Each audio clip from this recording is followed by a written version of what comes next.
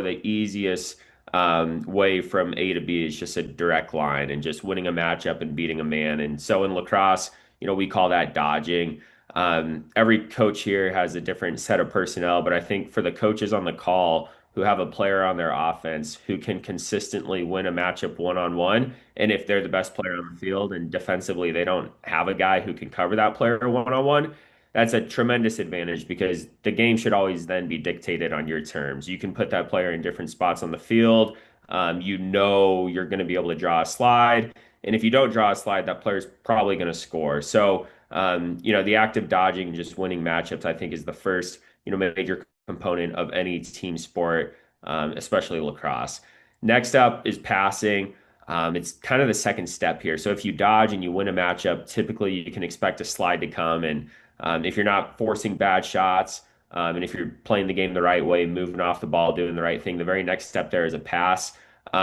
We see, passing within different settings. I think the first example is just right off that initial dodge when you draw that slide, making the next pass, kicking it ahead, or rolling to the outside and throwing back, depending on the rules within your offense. But then beyond just that, I think flipping fields, the transfer of the ball from one player to the other, it makes a really big difference, particularly the higher levels you start to play the game. The margin of error becomes so slim and so small, and there's such small differentiators from team to team. If you're able to effectively pass and transfer the ball from one side of the field to the other, and if your passes are right off your ear, if you have the right velocity on them, if they're not being lobbed, you're able to save your offense, really precious time, flip fields quickly, re-dodge on the backside, things of that nature. So passing was the second one I had there. Picking is number three. I think if you are coaching a team where you may not have the most explosive and dynamic athletes and you're not able to win individual matchups, then you have to get a little creative. And I think one of the ways to do that is by picking. Whenever I think about picking, I always equate it to basketball. I think that's probably the sport in which it's incorporated most often. Growing up, I was a Phoenix Suns fan, and I was growing up during the Nash and Amari years, and I think they really popularized the pick and roll, and they showed every possible variation of it. For older coaches on the call, I'm sure you guys remember Stockton and Malone. I think they were really great at it, but there's so many different ways in which you can pick, and it's really becoming more and more popular every single year within lacrosse. In the box game, it's extremely popular. They do a great job with the pick there. But I think, version, one of the pick and just in its most primary form, it's really designed to get the dodger an extra step. So you have your ball carrier, you have your picker, and if your picker sets a good screen and gets a piece of the ball carrier's man defending him, that's able to at least get him an extra step. Beyond that, you can switch matchups really effectively. If the ball carrier has a pull and the picker is being covered by a shorty, it's a great way to draw mismatches. And then put the defense in a position where all of a sudden they have to support the ball more, and you're opening up things for other guys. You have pick and slips, pick and pops. There's so many different variations of it. And so it's obviously, a huge part of the game. And then that's not even to mention off-ball picks or off-ball screens, which is becoming more and more popular as well. The fourth thing I have here is spacing. We talk about it with our guys all the time. You can do a lot of things right offensively. You can have effective dodgers. You can move the ball well. You can be great passers, be great pickers. But oftentimes, if your spacing isn't right, everything else can be all for naught. Whether you're playing 4-on-4, 6-on-6, if one defender can cover two guys, you're essentially playing a man down, and that's giving the defense a huge advantage. So we'll walk through different formations. We'll walk through the spacing, involved in those formations and just the importance of it all. But without a doubt, I think if you don't have proper spacing on offense, all you're doing is giving the defense a significant advantage. So that's an important component as well. And then final thing I have here is cutting. I think within the modern day offense, you see a lot of just dodge down the alley, bang it through X, and then, pass the backside and try to get a redodge.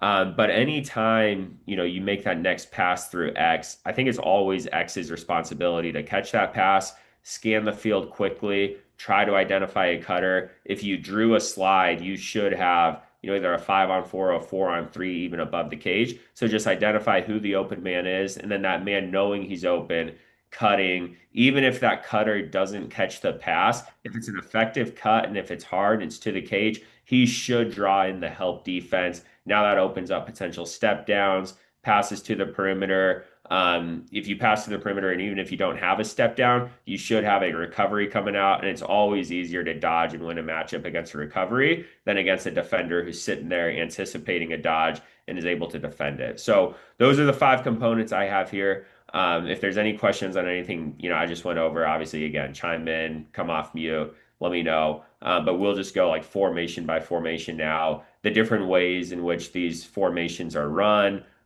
the structure around them, and then again, I'll talk about the different components within those formations and how they're kind of utilized. So, first one we'll talk about, I think this is the most popular formation within lacrosse, or at least traditionally it has been, and probably the set that most coaches on this call would be teaching, I'm assuming, counting from behind, just a 1-3-2. So one man at X, two guys on the wings, a presence on crease, and then two players in the high alley. Typically, the rules for this offense is you have two triangles. So I'll go ahead and break out the whiteboard and just quickly draw this up. So player on crease,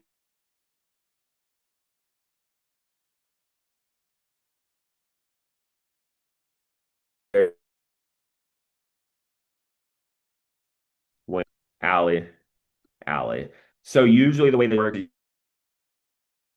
X, attack on the wing, but you can get creative with this if one of your attackmen is just a great inside finisher. Maybe you start them off on crease. Different coaches run this different ways, but the two triangles I'm referring to are usually with the middies and the attackmen. So this is our triangle above the cage with the middies, and then attackmen. And these two sets of three players are all usually connected on this string. So the way this through the alley. So this could be the ball carrier. And if you're just following the motion and the general just rules of this, and if everybody has you'll have an clear through back. Coach, I don't know if you're using headphones or a mic or something, but since you started using the board, it's cutting in and out a little bit. Your audio is. Okay, can you guys hear me better now? Can you hear me better now? Yeah, I can hear you now. Okay. Got it. My hand must have been covering the mic. So, anyways, just looking at these two triangles, high alley is usually one who initiates. Near side attackman clears through. X becomes the outlet. Backside attackman fills for X. Crease pops off. Backside midi fills for the dodger. So, just within this, of course, the first component is the dodge. If you're able to win that matchup, you're going to be able to draw a slide. And then, depending on where the defense slid from, and more importantly, probably where their two came from, that sort of dictates what you do with the ball next.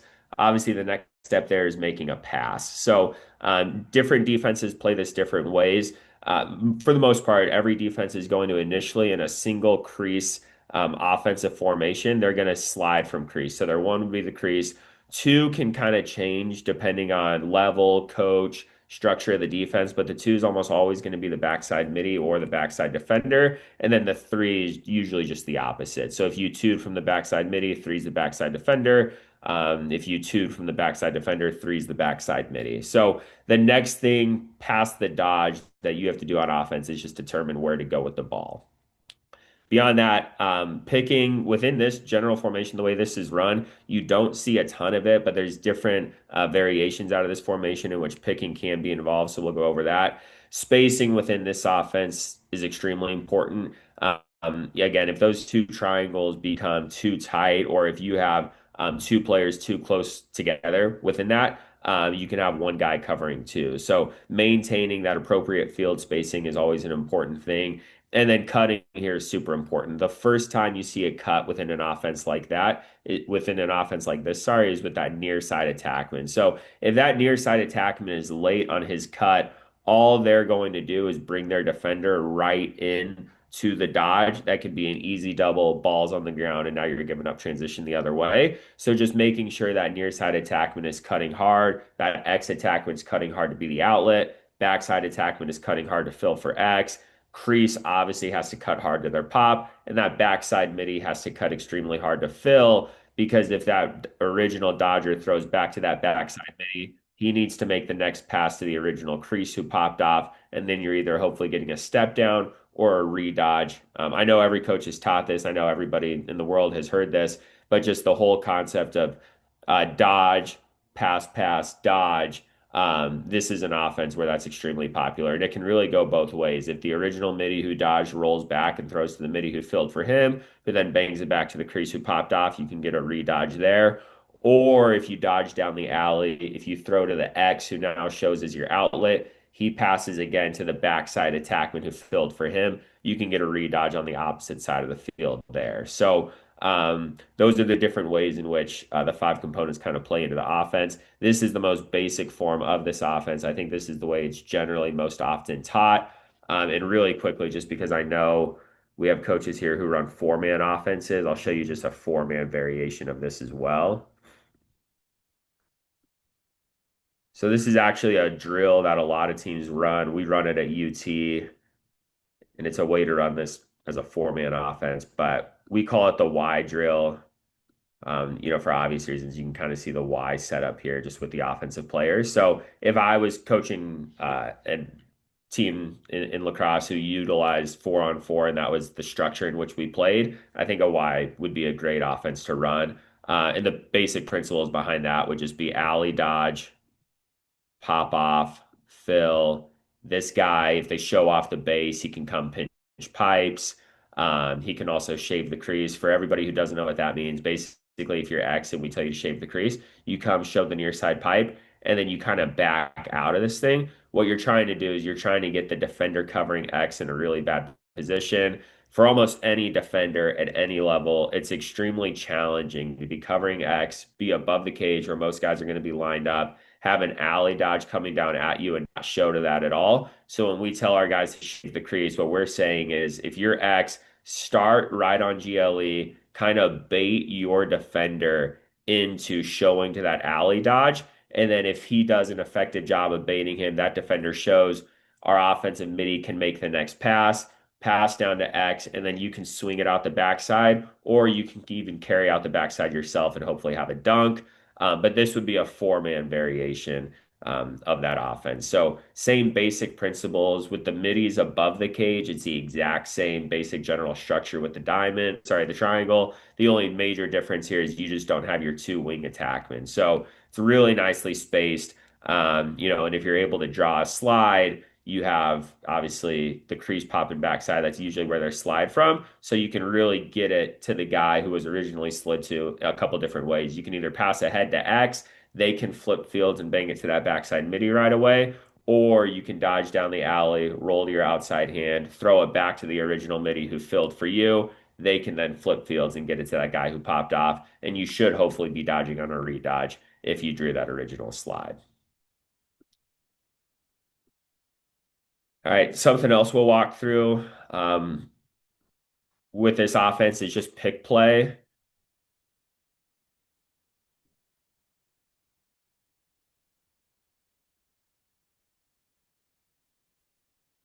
So we'll go back to our original 1-3-2. We'll walk through the pick play here, and then we can also show the four-man offense out of this as well.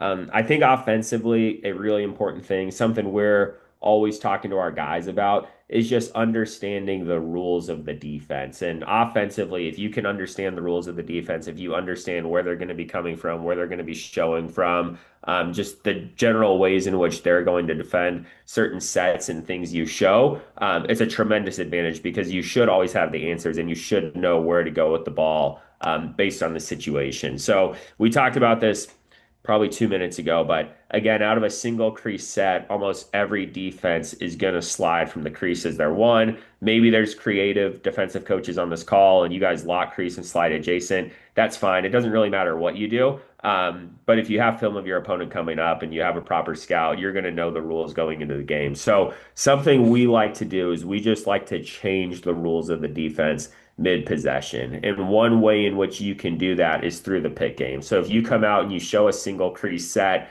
The defense, if they're communicating as they're getting set up, they should be calling out, I'm one, usually that's the crease defender, I'm two, backside defender, I'm three, backside midi, or flip that, however they play. But a way in which you can change the rules of the defense right away is through the pick game. So what you can do is if this is the ball carrier, you can have your crease come out, he becomes the picker, and now all of a sudden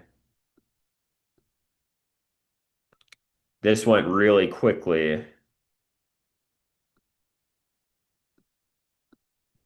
from a single crease set to an open set. So all of a sudden now the defense has to communicate, okay, we're no longer in a single crease. Our original crease defender is no longer one. They've got to flip from single crease to usually an adjacent slide package. But just a little like wrinkle like that all of a sudden forces them to change their shape, and it totally changes the structure of who's sliding and when they're sliding. And then just going over the pick game in a situation like this, if you have a righty, typically you want to try to get them their strong hand. So the way you could teach this crease offensive player, rather than coming and setting this pick and giving him the face of his cage, I'd be getting him to his weak hand. You can just teach him to come set this pick underneath. They get that offensive player with the ball, his strong hand going down the alley. That's one way in which you can coach it. You can get creative and you can have them flip their hips. We talk to our guys about that a lot. So that crease guy who's coming off to set the pick, he can originally show like he's going to set the pick to get that offensive player the face of his cage, and then last second flip his hips and basically just change the angle of the pick. And hopefully that gets the offensive player coming off of that free. A common rule in picking now is AAA. What that basically means is always arrive alone. So ideally, if you're the offensive player setting the pick, you're flying up to the ball carrier, you're getting there quick, you're getting positioned quickly, and your defender covering you is hopefully a couple yards off. Every yard that defender's off is going to be a yard of advantage that you can now gain as an offense.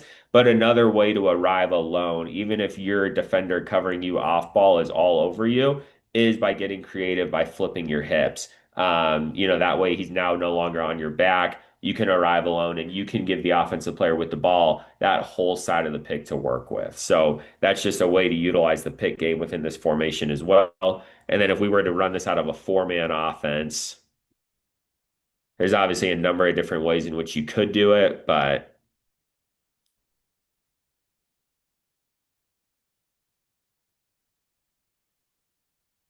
it would basically just be the exact same concept as one way you could do it, where you could have the crease come, he becomes the picker. Again, they're no longer able to slide off of that crease. If they're following the rules of most defenses, then they're going to have to slide adjacent. And you're really going to stretch that slide because if you win down the alley, that slide's now got to come from X. The two probably has to be the backside midi. Those are two really long slides. And so it's going to be a really quick way to gain an advantage if your initial pick is effective. So, any questions on anything we just went over with the 1-3-2, or even just, I guess, the 1-1-2? Please chime in if you have any. Okay, cool. So we'll keep moving then. Another really popular offense is the 1-4-1. And same thing, there's a couple different ways in which you can run this.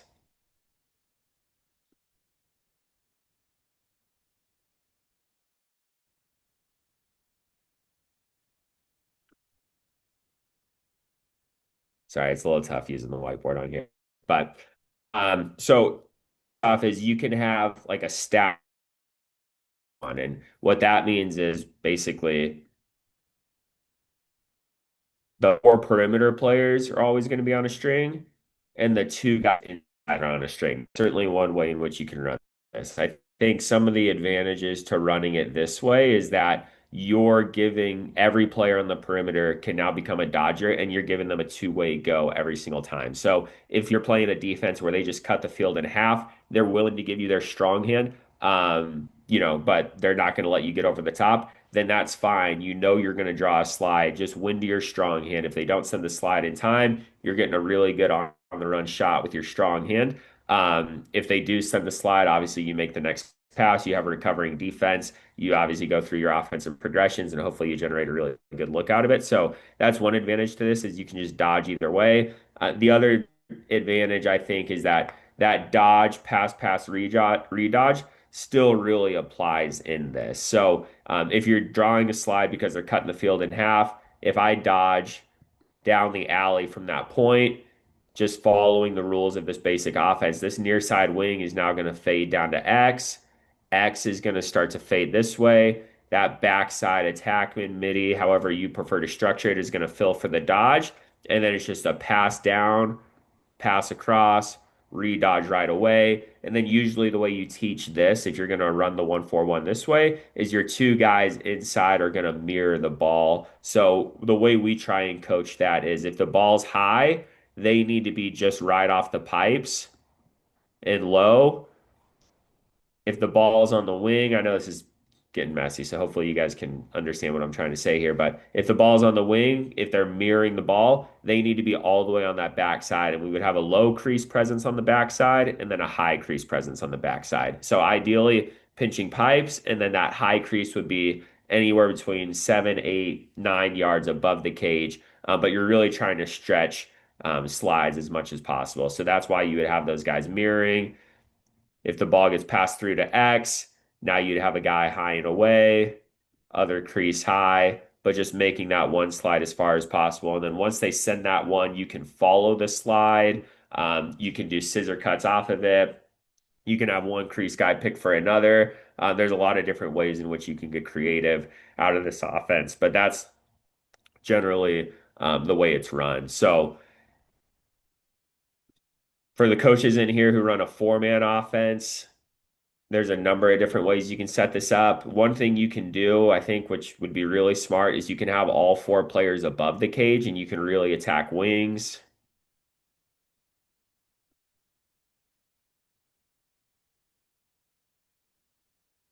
So you can initiate, out of these wings. You can involve the pick game. So if the ball's here, you can have one crease come, set a pick. Usually, when you're picking for the wings, you're trying to get them always to the face of the cage. If you pick underneath, in a situation like this, it's kind of hard for the offense to go anywhere. They're taking really bad angles. So usually that pick is always going to be set where the picker's hips are facing the sideline, and you're trying to get the offensive player the whole face of the cage.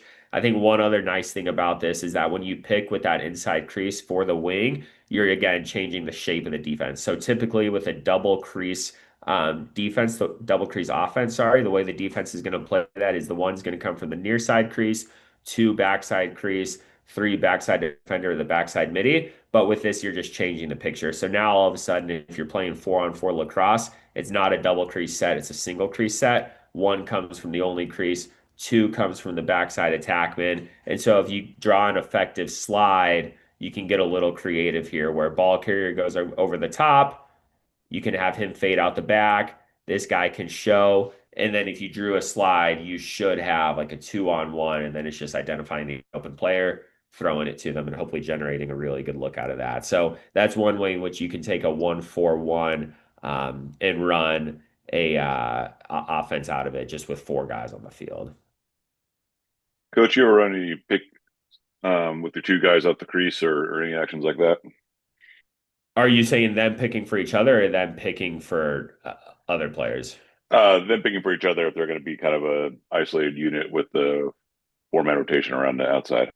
Yeah, so I'm glad you brought that up, Coach. I was going to show this later when I went over a couple of just structured and set plays, but I can show this now. So this is something I've seen the Boston Cannons and the PLL run a million times. I don't want to credit the wrong guy here, but I know Coach Mitchell. I should say he's kind of got a reputation for running this, but they do it really effectively. It's run out of the 1-4-1, and it's the exact concept that you just described, Coach Skinner. So out of the 1-4-1, let's say the ball goes through the end line. Here's a play they run all the time. One guy picks the ball up closest to the end line. You've got your cage,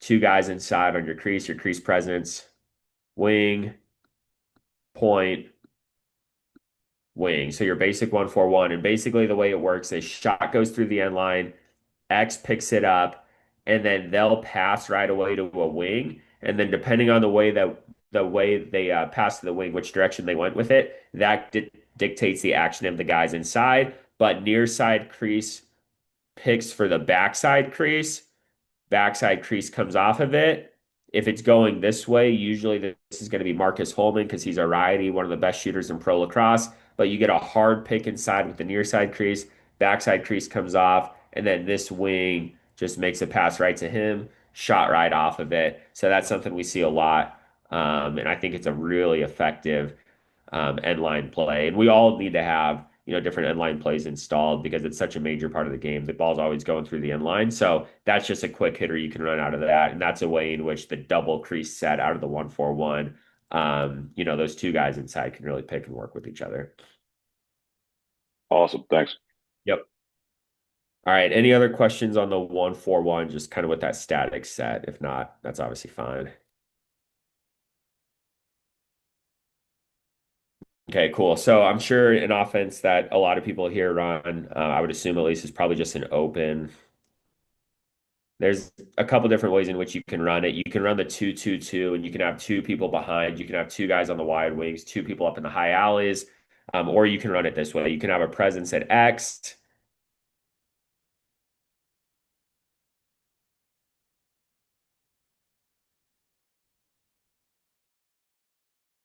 You can have two wings, two guys in the high alley, and then you can have a point as well. And there's a number of different things that you can do out of this. So, first one is just dodging. Let's say we're dodging from X.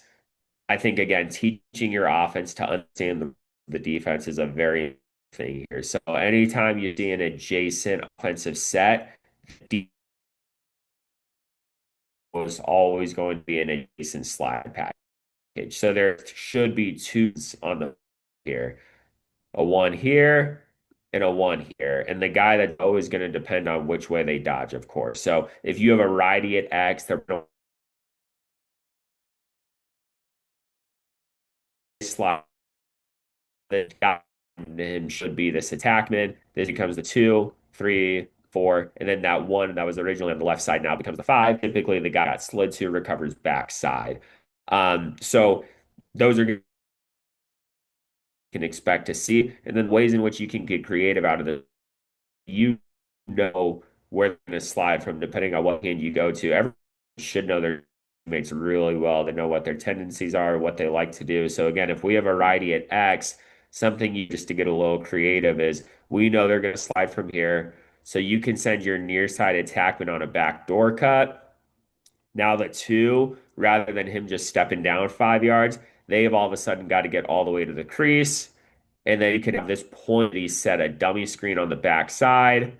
All you're trying to do is just preoccupy this three slide. I can back up a shot. If you do this effectively, and if that three, that point defender covering that point midi, with the dummy screen, going to be absolutely nobody. So if you win clean and they don't slide, obviously you score. If you win clean and they send the one and they don't have a two, you get the backdoor cut. If you win clean, they send the one and it's two does their job. You set the dummy screen, hopefully drag that defender with them, and now you've got to step down. So it's really hard to cover this much space, particularly out of an adjacent slide package. It puts a ton of pressure on the defense. And unless you have a really disciplined defense and they have a scout, it's going to be really hard for this point defender to not go with that dummy screen. I know you guys coach at all sorts of different levels, but I think it's kind of just human nature as a defender in any sport for your first responsibility to be the man you're covering, ensuring nothing happens with them and kind of be responsible for that matchup. So that's just a little creative thing you can do out of an offense like this. And then for the coaches on the call that run four-man offenses, there's a number of different ways in which you can run an open set out of a four-man offense.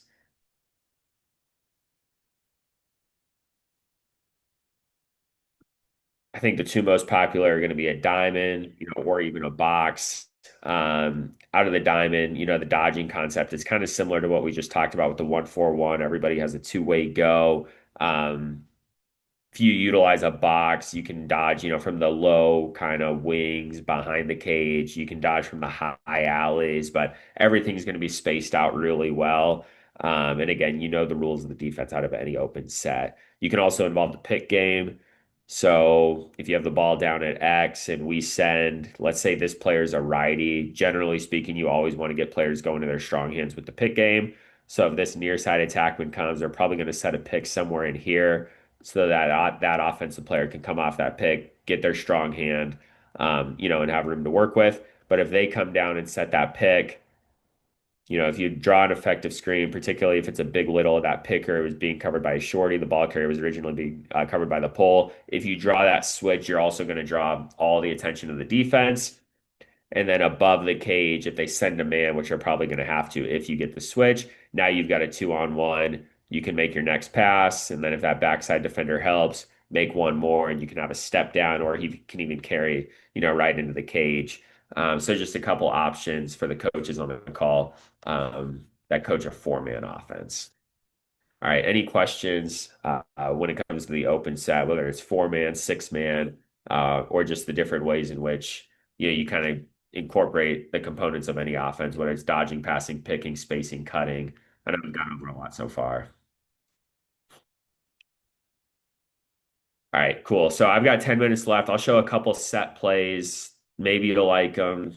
Maybe you won't. Hopefully you do. I showed you guys that one that the cannons run all the time, that shot through the end line, the inside action off of it. I'll show you guys one out of a 1-4-1. It's kind of a cool play, and I actually stole it. It's a basketball play.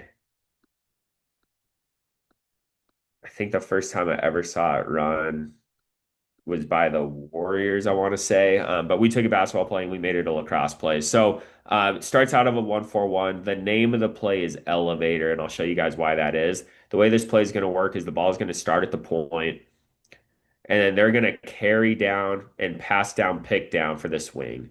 So carry down, pass down, pick down. This player is going to catch it. Original ball carrier sets a pick. The new ball carrier, you need this to be a lefty. He's going to come off that pick with his left hand. As he catches that ball and he's coming off that pick, the player at X, this needs to be a righty. They're going to run through a double screen by the two players on crease. And that's why you call the play elevator, because as he runs through that double screen, those two players on crease then pinch and totally cut off the defender covering the guy at X. Hopefully, he comes off of that free, and you can potentially have a shot right off that pass. If not, this backside attackman needs to go fill at X, and they're going to chase through any shot through the end line so that you maintain possession. But after this X player runs through that double screen, then you've got a single screen with that backside crease. So he picks in here. The inside crease pops off. And then if you don't have a look with this original player that the play is designed for, then you can pass to the inside crease pop off. And now you should have a re-dodge against recovering defense. But I just like it because it's a play that involves all six players. All six defenders have a matchup to worry about. They're all involved in separate actions. If you don't cover that first pass down, pick down appropriately, you can run right off that screen and potentially get a good shot with your lefty. Again, the way the play is originally designed is so that X runs through that double screen, the elevator doors close. Hopefully, they're free for a nice time and room step down. If they cover all that right, then you've got the inside crease popping off the crease from the backside, popping off the pick from the backside crease. You might have something there. And worst comes to worst, if a defense is able to cover all three, four progressions of that play, then you just get right back into your 1-4-1 and you just play out of your base offense, whether that's on a string, pairs, whatever it may be, you'll have a lot of options there. So, Coach, I like that. I might steal that one this year. yeah, you should. It's a good one. It's, I don't know. What we try and do is we just try to make the defense work, communicate, and if teams can cover it, then good for them, and we'll live to see another day, but it's pretty hard to cover.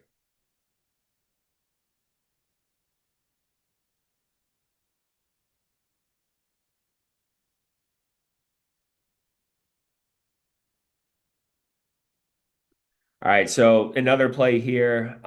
This is every coach on this call, I'm assuming, has some form of a big little within their offense. This is just one way in which you can run a big little. So, ball carrier, usually they're going to be covered by a pole because that's one of your better players.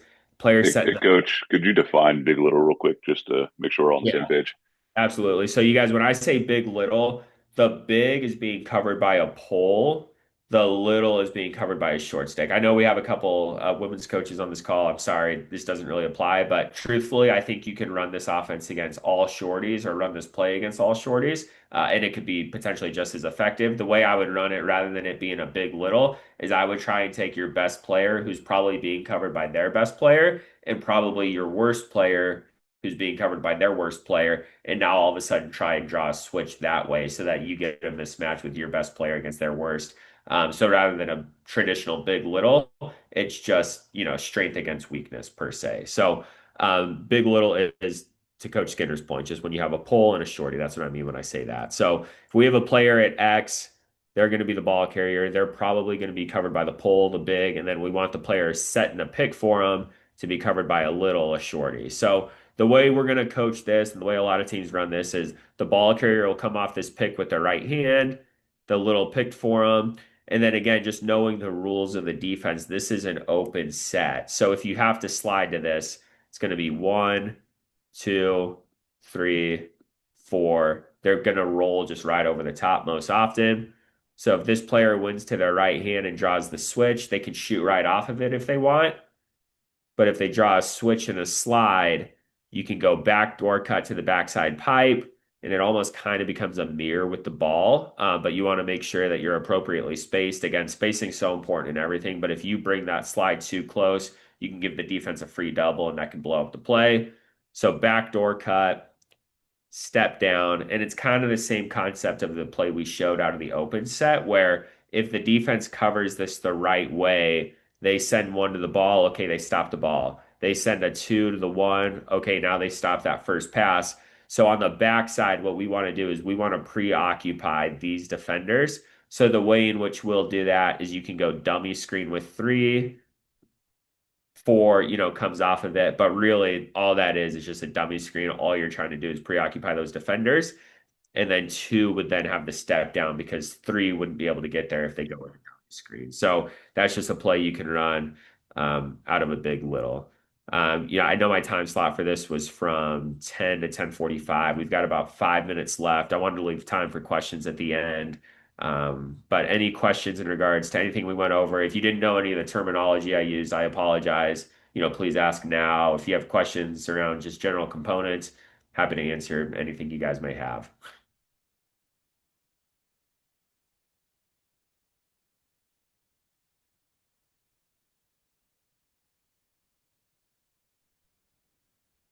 Coach. I think Cool. that was All awesome. right. Thank you for the time. Thanks so much, Coach. I appreciate you jumping on and I know flipping the format of your presentation today for virtual. So it was excellent. I really appreciate that. Absolutely. Thank you for having me.